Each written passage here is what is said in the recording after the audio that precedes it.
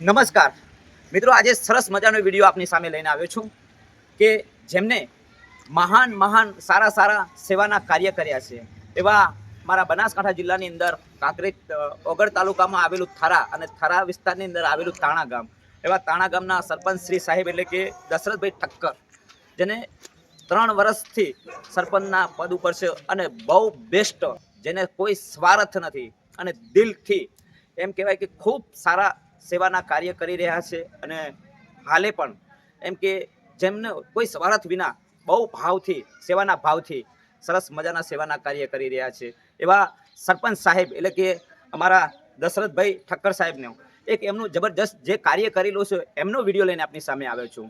મિત્રો, થરા વિસ્તારની અંદર તાણા કરીને નાનકડું ગામડું છે અને તાણા ગામના સરપંચ સાહેબ છે અમારા દશરથભાઈ ઠક્કર સાહેબ.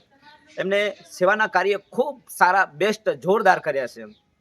હું એવું માનું છું કે ગુજરાતની અંદર પહેલા નંબર સરપંચ સાહેબ કહેવાય, કારણ કે જેને કોઈ સેવાની અંદર કોઈ કચાશ નથી રાખી. કારણ કે આપણે ઘણા બધા ગામડામાં જતા હોઈએ, ઘણા બધા આપણે ઘણી જગ્યાએ જતા હોય, પણ એ વિકાસ અને આ વિકાસ આખું કંઈ અલગ જ જોવા મળે છે.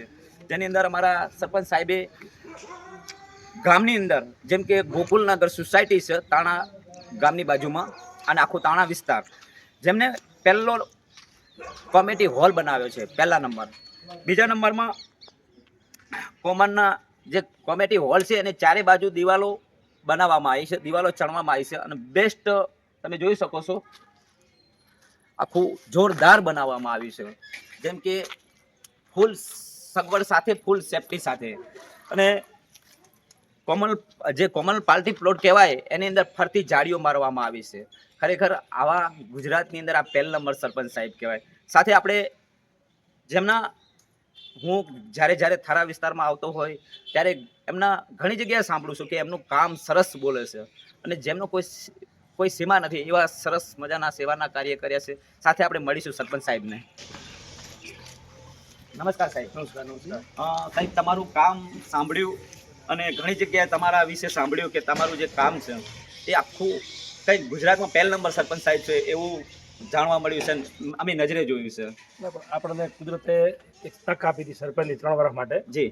3 વર્ષમાં આપણે ગોકુલનગરનો રહીશ છું. જી. ગોકુલનગરમાં કોમન પ્લોટમાં શેડ બનાવ્યો, જાળી ઝાપા દરવાજા બનાવ્યા અને અહીંયા પાણી ભરાતું હતું. માટી કામ કરીને આ એરિયાને ગોગા મહારાજના મંદિર છે એના કારણે આ એરિયાને સમતલ કરીને વ્યવસ્થિત કર્યું. બીજું તાણા ગામમાં દલિત વાસનો અમે કોમ્યુનિટી હોલ બનાવ્યો, ચામુંડા માતાજીનો તલાવ બનાવ્યો, તલાવની પથ્થર પેચિંગ કરાયું, અહીંયા ચબૂતરો બનાવ્યો, સેવાના કાર્ય કર્યા છે. ચબૂતરાનું બધું લેવલ કરાવ્યું છે, એને તલાવમાં જવાની નાશ પણ સારી બનાવી છે.